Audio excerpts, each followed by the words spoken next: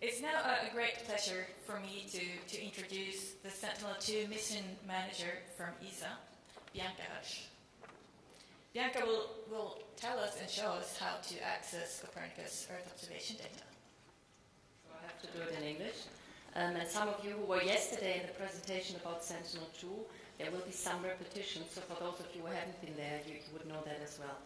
I've done this presentation together with my colleague Veronique Amons, who couldn't be here unfortunately, so I'll present to you two things, the data offer and the services in the data warehouse, which is the provision of data from the contributing missions, and also access to Sentinel data. So, as you might know, in ESA we take care of the overall coordination of the space component, and in particular the provision of the data from, we build the Sentinels, and then we provide the data from part of the Sentinels, the other part being provided by EUMETSAT, and from contributing missions. All the data are flowing through the same system, there's the same help desk, there's the same people handling this, so we are trying to ensure a harmonization for the access to that.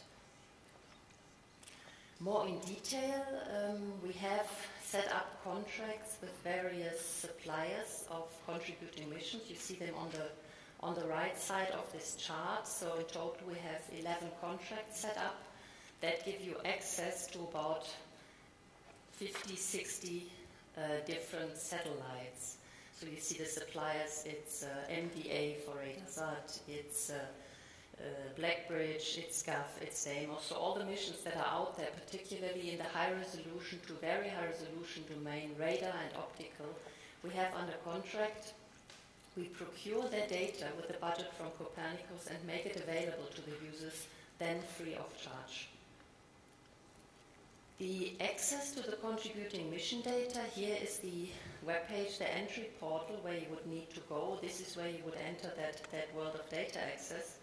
The first thing one would probably do is go on that link, which is the data offer, which is a document called Data Access Portfolio. It describes from end to end everything on the data sets, on the service that is offered, what needs to be done, how, who's the help desk, how many hours are they operating. It's a long document, so you should take your time. It's about 120 pages. I have something further down in the slides if you want a more targeted description of what you can access being national public institutes. We're just preparing a brochure together with the European Commission targeted at your use. So you can leave all the rest aside and you only read what you need to know. So how is this built up? We're distinguishing from these contributing missions two types of data sets. One is called a core data set, that is typically predefined coverages or repetitive coverages. I'll have some examples afterwards. And the other one is additional data sets, so it's basically on demand. Anyone who says, the coverages are nice, but I need something dedicated in my area or a different revisit time or a smaller area, they can order additional data sets. The quota for these additional data sets, I should say that as well, is being granted by the European Commission. So a project that wants to have on-demand data will need to approach the European Commission. They assign a quota and we implement it, which means we allow you to order data with us. The way to access these data, they're basically three types distinguished. Discovery is just basically a catalog search. So we make available a catalog in which you can search by time, by area. So that's basically a search only. Some data sets are being provided with a view service, a bit similar to Google Earth type. There is so far only one example where this is implemented, and that is being implemented by the JSC for a very high resolution coverage of Europe. And then the bulk access is, for any of these data sets, is download. So you can physically go, click the data, download individual products, get them on your computer and work with them. The Copernicus user categories that are eligible to access the data are nowadays 7 different categories. We used to start off only with Copernicus services and then partly extended to national, and now you see we have a long, long list. I guess from your point of view, you would probably mostly fall either under directly Copernicus services or under the 0.5 public authorities. So let me give you some examples of these data sets that exist. Since actually many years, since 2006, we were trying to compile every 3 years full European coverages, and we were trying to do this cloud-free, which we not always made because of the clouds being very persistent in some areas. So there are data sets available covering around the year 2006, 2009, 2012. We are just compiling the coverage for 15, and we will do another one in 2018. If I only look at the status from this year's exercise, the above chart in green shows you the availability of data from the SPOT satellite, and actually for Sweden it looks quite good already. So this is the archive from 2014, so your country is mostly covered. The lower two charts show you the availability of the IRS, the resource data from 2014 plus 2015. So, and each country, and as you have done the same, each country is defining an optimal window during which these data shall be acquired. And there's actually a narrow window in the peak vegetation season and an extended window during which these data can be acquired. So again, here you are much luckier than the colleagues in Norway, where there's actually quite some gaps. So these data sets are available and accessible to you as national public authorities. Another data set that has given us quite some headache, I have to say, in the setup of this, the requirement was to have a full European coverage at 1 meter resolution, panchromatic, up to 4 meter multispectral, cloud-free, to be composed within 3 summer periods only. So we basically have only 3 years. We only have 2 to 3 summer ones. And the satellites that are composing this coverage, and you see them listed there, it's 6 different ones: Playa, Deimos 2, Dubaisat, Worldview, and GeoEye. All of these satellites have a very, very narrow swath. So we're talking about 10, 15 kilometers. So in order to get all of Europe, that's quite some capacity that we are taking from these satellites. And as you can imagine, this is the most costly data set to buy. We were lucky because the last 2 years, the summers, and especially this year, the summer was quite well. So we are actually, after 2 years of acquisition, about 2/3 of Europe, which is covered cloud-free. So I think there's still some work to be done in the north of Sweden for the people who have that. But still, there's 1 year left. So probably let's see where we stand in 1 year from now. Again, these data, the access will be open before end of October for the data from last year, and as the data are approved by the European Environmental Agency, also the data from this year will come into the game. Then what is available as well is what we call Urban Atlas 2012. It is a data set that is covering 310 European larger urban zones, among them also you see some in Sweden, which is covered from worldview data at a resolution of 40 centimeters panchromatic, 1 meter 20 multispectral, and that includes the 8 bands. So this is really a very nice data set if you're looking at urban development. Again, this one is already available and the access is already open. On top of that, this is more for the multi-temporal analysis. We have several data sets that are trying to give a monthly coverage of all of Europe. And as you see, especially in the north, that was again not easy.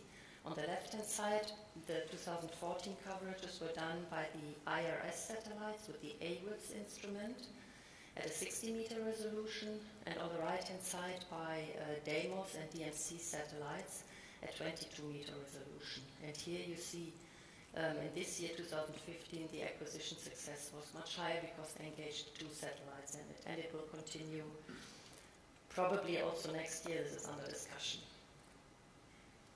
Other data sets, if you're interested to work in Africa, we have several coverages from Sub-Saharan Africa, most of them almost cloud-free, and they were supplied by DMC and Deimos as well at 22-meter resolution. And then there is the constant flow of data from ProbaV currently, if you're looking at the world, constant provision of data at 100 meter, 300 meter, and 1 kilometer resolution. So there are different services that we are offering. First of all, in order to get to this system of contributing missions, you need to register yourself. There is, of course, a team behind that is accessing the user management. Then we offer a catalog service, as I said before, view and download service. There is also, as part of Copernicus, an emergency service where the Copernicus emergency service can activate and task quickly all the fleet of satellites that is around and help their services as well. So if you need to have any of this, there's basically one central email that you shouldn't forget, which is eusupport@copernicus.esa.int. This is really people that you can write to that will interact with you. In terms of data sets and data volume, this is what we have right now in the archive. The names below are the various core data sets that I described to you. So what you see here is that the very high resolution coverage is the largest, with about 20 gigabyte, but if you compare that then with the Sentinels, it's peanuts basically, but still it's data that on there for you to download. Oops, that yellow shouldn't occur yet. So if you want to, or what are you supposed to do if you want to access those data? Go to the top line webpage. You can actually, since one day, it's possible to accept the license for the use of the data online, so you do not need to go and print and scan and send it back. We have now an online license acceptance. This is the difference to the Sentinel. For the Sentinels, it's free and open. You just register and you use the data and you do whatever you want. On the contributing mission data, since many of them are commercial providers, this license will ensure them that you're not doing wrong things with the data, that you're not selling the data onward to anyone. So this is what we really need you to agree to. But then, for the purposes of Copernicus, for any national public authorities, mapping purposes, you can use this data for free. Once you have signed that license, you will get a password provided by the help desk team, and then you select the data sets that you're interested in. All of them are online. You go to the catalog, you search, and you download the data. This is just some screenshots from the system. You can either access some of them by FTP or going through catalog service. So this is the brochure I was talking about before. We were unfortunately not on time to provide it here yet in a printed way. So this would be a brochure we hope to release soon with the European Commission, describing you which type of data you can access from these contributing missions. The Commission will also take care of translating this into all national languages. I'm not sure how long this will take. Let's see. But in English it will be there probably soon. So there's another screenshot from the catalog for the core data sets download. I guess this is pretty known to many of you working with these types of catalogs. Where you go, you click, you select the search area, and you get the results.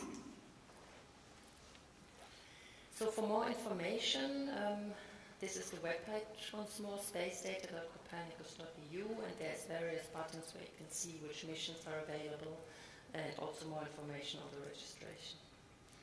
So if we come now to the Sentinel's data access, different story, because the Sentinel data policy, as you know, is free and open access. So that means open for anybody, for any use, and it's free of charge data license. We're distinguishing 4 types of user groups. On the left-hand side, Copernicus services, and I'll have for each of those 4 boxes, I have a quick example how they are treated differently. The one that is probably for the time being most interesting to you is the one that is called Scientific Other Access Hub. Then there's the Collaborative Hub, and I understand Sweden is in the process of setting this up, a national mirror archive, which then probably eventually will give you the best access. And while this is not there, you should probably move to the Scientific Other Access Hub. And then there will also be a specific provision to international partners. The Commission has signed last week the first of these agreements, and that was with the US. So the US will also get a systematic copy of all the Sentinel data and be able to disseminate it. This is one example for a dedicated special access service for the Copernicus users, and this is in the context of the Marine Copernicus service. What they want and what they desired was a dedicated FTP access to near real-time Sentinel-1 data over the areas of interest for sea ice monitoring. So that is a service that is only provided to the Copernicus Marine. They have no competition with others, no quota control, no nothing. They get a dedicated and very fast service. And we will soon open a dedicated web interface for access to the whole archive and in a very fast manner. This is the second one that is probably currently most interesting for you. So if you want access to the Sentinel data, this is where you should go. It's the Sentinel Scientific Data Hub. It's free and open. You just need to quickly say who you are, your affiliation. It takes you a couple of minutes, and you can register here. I think there's sorry, I go back. So that other slide was in the presentation yesterday. I'm getting confused. So what you can do, you can either select manually by this graphical interface that you see on the left. You define an area or you define a time or both. And then on the lower part, you see that the individual products are coming up. And then if you click on that magnifying glass, you see the product in more detail. If you click on that arrow, you download the data and they come to you directly. What you can also do, if you don't want to go on individual search, you can set up scripts. On this webpage, there is a long description and examples of these scripts. If you say, for example, you want Sweden all the time, or a certain region of Sweden all the time, or only a certain mode over a certain region all the time, or only in summer, so you can really tailor these scripts to automatically download the data. Some statistics on this hub. We are right now at Mauro has shown yesterday some statistics from June. We are actually a bit ahead of that now. While in June there were about 8,000 users, it's now 11,000 users registered, and more than 2 million products were downloaded. We're also monitoring the download speed, and so far we see it's working quite well, especially in Europe for download of these products. So if you want to get registered, and here I said I have a competition ongoing with my fellow mission manager of Sentinel-1. We have a bet running that once Sentinel-2 data access is opened, I told them I want to go to 20,000 before Christmas. So please register, all of you, and do that. Tell all your friends, so the numbers will go up. Let's see if I win my competition there. And the third one is this access for the Collaborative Access Hub. Here we distinguish 5 different categories, how the member states can access the Sentinel data. The first one is actually if there's a need for direct downlink of Sentinel data via direct acquisition and near real-time production. We try to set it up. So far it's foreseen only for Sentinel-1, because technically it's going to be very difficult to do this on Sentinel-2 and also on 3. The second one is Sentinel Collaborative Data Products, going along actually with the third one. So most of the member states are taking part of this archive and set it up in a national mirror archive, and I believe this is also what you will be doing in Sweden. So probably this data will be available to you for Sweden or maybe a larger region around Sweden. But there's also other points or other developments. For example, if you develop some tools nationally that you believe will be of interest for the wider Copernicus use, that is something that we would eventually then also incorporate into the larger context and offer it also to the other countries. So it's a bit of a federation between all the member states, and that is currently ongoing between the European Commission, you as the member states, and ESA is also involved.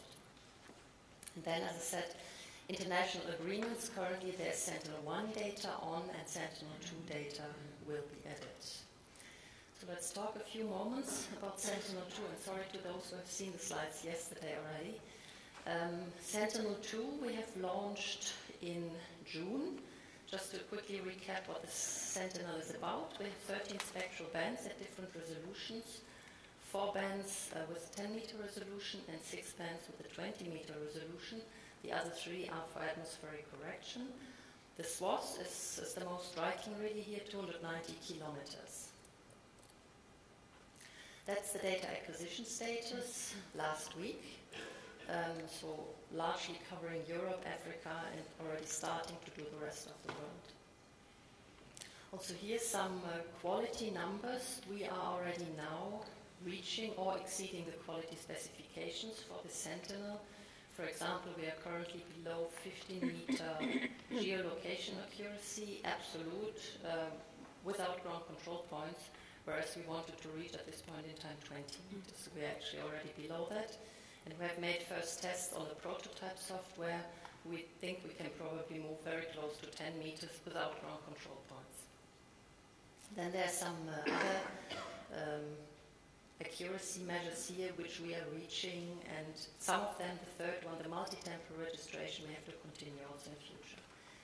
Something on the radiometry, also here we are reaching all the thresholds. Some of them are, of course, after 3 months only some preliminary results, and we will have to continue the work on that.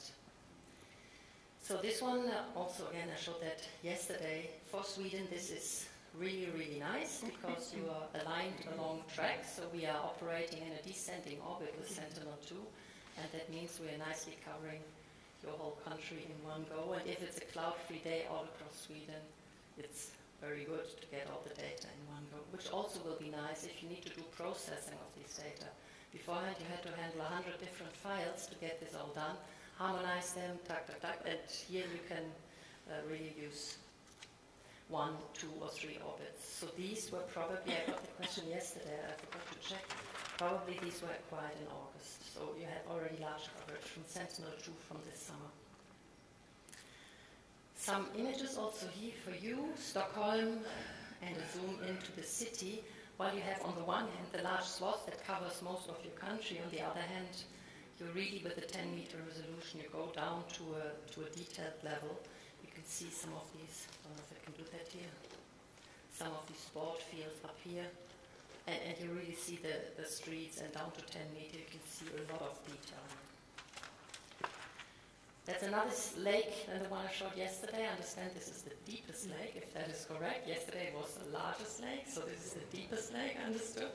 I was asking one of my colleagues in Esrin to give me some hints on what would be good features to show. And another one that we also saw yesterday, on the land on the one hand, on the other hand, you see this algal bloom that is going all around in the water.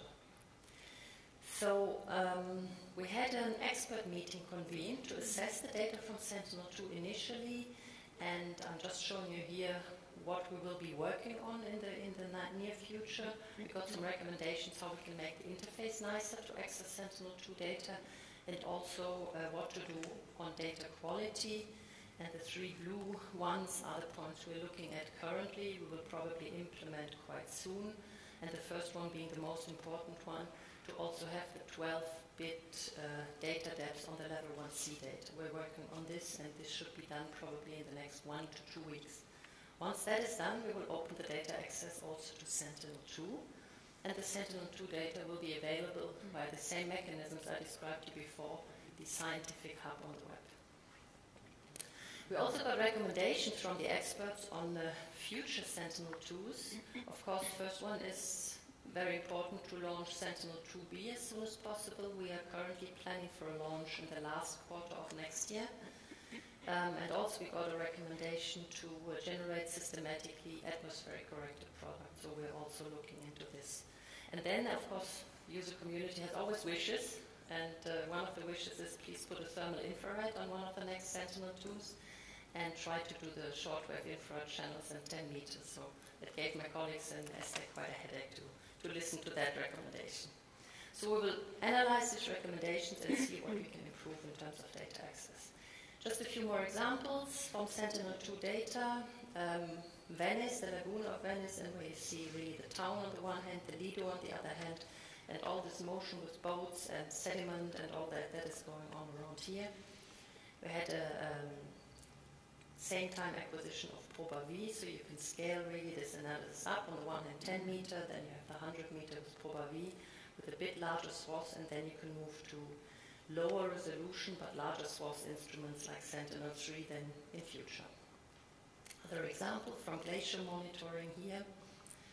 That was done using Sentinel-2 data. And here come some really nice examples of this algal bloom that was discovered in the Baltic Sea last summer.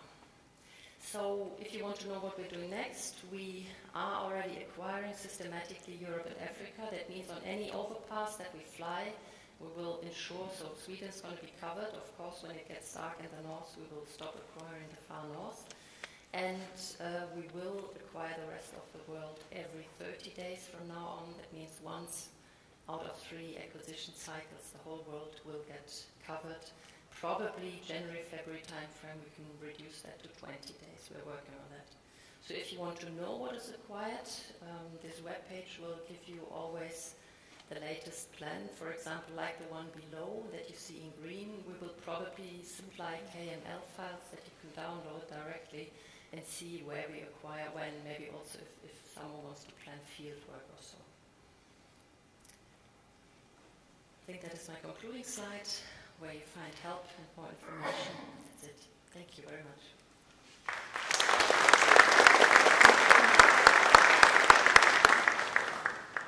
Thank you very much, Bianca, for this extensive and great presentation. I learned a lot. Do we have any questions? Yes, I'm back. Leif, next one. Eriksson from Chalmers University of Technology in Gothenburg. We're involved in an EU project where the goal is to develop a new service for maritime applications, so it's mainly SAR data that we are interested in. I know that a lot of data is acquired for EMSA and for the ice services, but I have not seen possibility to get access to that data. Should add that we are in this service, we would be relying on near real-time data, and I know EMSA get it very fast. So it's not that we are asking for any additional data, it's more that is it possible to get access to the data that is already acquired for other services? Are you asking for Sentinel data or contributing mission? Because the answer might be different. Yeah, to start with the Sentinel one, but it would involve the contributing missions also, if possible. So for Sentinel-1, and you mentioned with EMSA a very particular case, what we do from the Copernicus ground segment side, we get the data to our stations, we downlink them and we process them. And the fastest we can do is about an hour, probably say between 1 hour and 3 hours. EMSA now requires the data within 30 minutes. So EMSA is, I don't know the exact status, I'm not so involved in Sentinel-1. They're probably having a direct downlink to stations that they contract directly and get the service direct. So they pay the station for a very fast service that gives them the data in 30 minutes, and then the data are being processed. So that service, of course, we are not offering. That is something that EMSA is buying, but the data that we produce and that should be in the archive, especially for this near real-time access that we also supply to the marine service, that, of course, you can share. But not the very, very fast one for which EMSA pays a lot on top to get it really fast. That you would need to discuss with EMSA.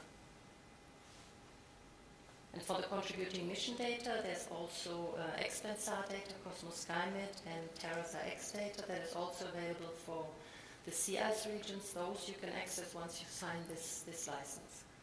They are not as good and as quick in the near real time, depending on which area it is, but around 3 hours, that's the commitment. So these you sign the license, you subscribe, and you get access to those data. We already have a license for the projects, for the additional data sets. Okay. But can we use the same license for the core data set also? Yes, so we don't have that's that. that's one license, and you just tell the help desk that you would like to access another data set. Okay, that's great. That information has not been really clear when Okay. we applied for the data. Okay. I mean, what you can also do is, if you need different areas or something, you ask the Commission to assign you an additional quota for additional data sets. So a dedicated number of square kilometers that you can order in the way you would like them. That is, of course, also possible. This with the square kilometers is problematic for ocean applications. No, or whatever is defined. I mean, we can define it in different quantities. But if you want an on-demand service, this is something that you get from Brussels assigned, and we implement it then. But maybe let's have the discussion offline afterwards, how best to implement that. Här har vi en fråga till. Och en där. Ben Carlson from SMHI. I wonder, working with ocean color and algal blooms, of course we want to combine the data, the older data from mirror sensor on MDSAT. Will you provide ways to get access to kind of both the data sets in an easy way, once we get more Sentinel-2 and Sentinel-3 data? We hope so. The easy way should be at this, via this, let me go back to this, either this data hub here, where is it?